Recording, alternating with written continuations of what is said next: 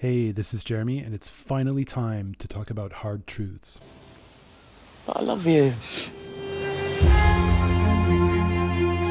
All right, hard truths, Mike Lee. Let me tell you, I've been holding off on finalizing my top 10 list of my favorite films of 2024 because this was only coming out 2 days ago. I've loved Mike Lee films forever, and I couldn't wait to see this. I was 100% positive that this would be in my top 10 of the year, but Watcher, it is not. Directed by Mike Lee, Hard Truths stars Marianne Jean-Baptiste of Secrets and Lies fame and Michelle Austin playing her sister. It's the story of Pansy, a woman paralyzed by fear and grief and trauma, who takes it out on everybody around her and is basically like a living nightmare person.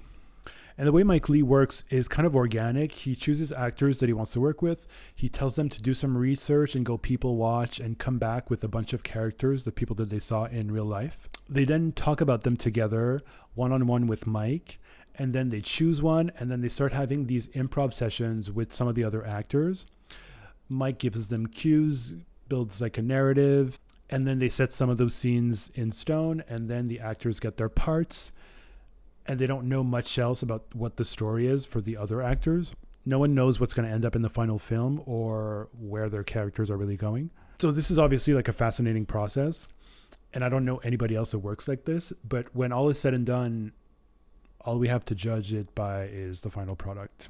And compared to all other Mike Lee films, Hard Truths it feels so empty and bare. It's not like rich, it doesn't have these rich characters like his other films. The whole film revolves around Pansy, and I didn't believe the character for 1 second. And I don't think this is Marianne's fault. She's a great actress. She was sensational in her Oscar-nominated role in Secrets and Lies. And she's been great in everything I've ever seen her in, including 2000's The Cell, which is where I think I saw her for the first time. The script is what lets her down here. She's constantly talking, and I never felt like what she was saying felt natural. We all know like characters like this to some extent, and this one just didn't work. The dialogue always felt expository. She always felt like she was going on and bitching about something that we had just seen happening to her, or saying these grandiose statements about her son that felt like she was feeding information to the audience. Like there's one scene early in the movie where she like knocks on her son's door and opens it up, and she's like, "What are you doing with your life?" It's like, this, you wouldn't say that. Like, this is just for the audience. Like, this is a normal day. Like, what prompted that? And these dinner scenes where she's talking and talking and talking and bitching, and no one's listening to her, no one's looking at her, and she's just like playing with her food and not eating.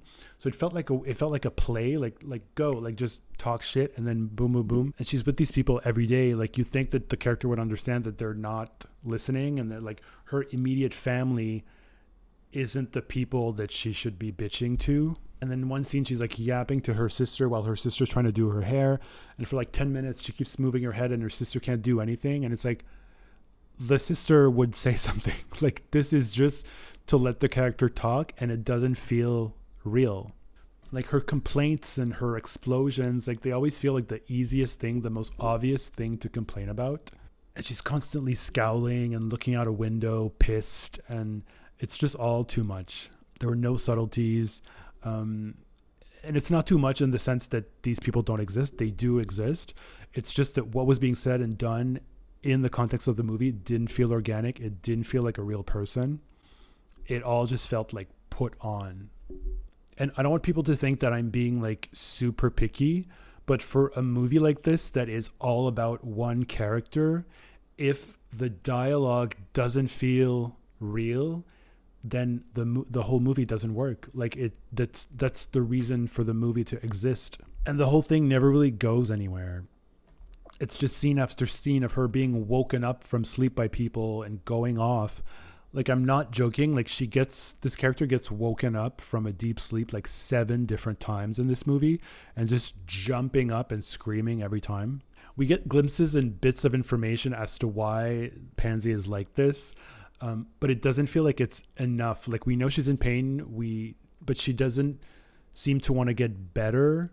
And the people in her life don't seem to want to help her either. Like the relationship with her sister, like her sister knows that there's shit going on and she kind of knows why, but she doesn't know what to do, and she doesn't express that really. She's just kind of like status quo. And then we get these random scenes about other characters, like her nieces, like at work and stuff. And it's like, what is that? Like they're just these one scenes for each person, and we never hear about those plot lines ever again. So it's like maybe because of the way Mike works, like maybe he shot a bunch of stuff for each character and then he just ended up with what we ended up, but he kept some stuff that just feels like kind of throwaway. So ultimately, I don't know what the film is trying to say, and not that a film needs to say something, but just like, how do you want us to feel about this character? Like, what is the point? Why are we here? And rumor has it that the film was rejected from all the major festivals and before finally being accepted at TIFF. And when I heard that before I saw the movie, I didn't understand. I'm like, oh my God, a Mike Leigh film with Marianne Jean-Baptiste. Like, how could they reject this? But now I do understand. Like, it makes sense. And I hate saying all this because I was rooting for it and I've been excited about it ever since I knew that Mike and Marianne were teaming up again. And I was also like one of those people online that was rooting for Marianne to get a Best Actress nomination. And I was like, get Cynthia Erivo out of there. Like, it's time to make room for Marianne. But like, now I'm like, oh no, like, thank God. Like, I'm okay with her not getting in. So I don't know. This is not a great film. Mike Leigh's realism is nowhere to be found. The only person that gets out of here looking good is Michelle Austin, who plays Pansy's sister. She's the only one that felt like a real person. Also, the film is only like an hour and a half. So maybe it was like too short to dive in and build this world. But watching it felt like 4 hours. Like, the train stopped at the station and it's not moving. So for me, this year, Hard Truths, it joins The Outrun, Maria, and Night Bitch as one of the most disappointing films of 2024 that I was so excited about. And I'm so disappointed. I wanted this to be good. I wanted to like this so much, and I don't. And a lot of people that I know and respect gave this like 4.5 and 5 stars on Letterboxd, and I'm like, what? What movie did you watch? So in closing, I mean, if you're a fan of Mike Leigh, I guess you have to see this. If you're a fan of Marianne, you should see this as well, just to see like what she's doing. But otherwise, you can skip this. See ya. With pockets. What's a baby got pockets for? What's it going to keep in its pocket?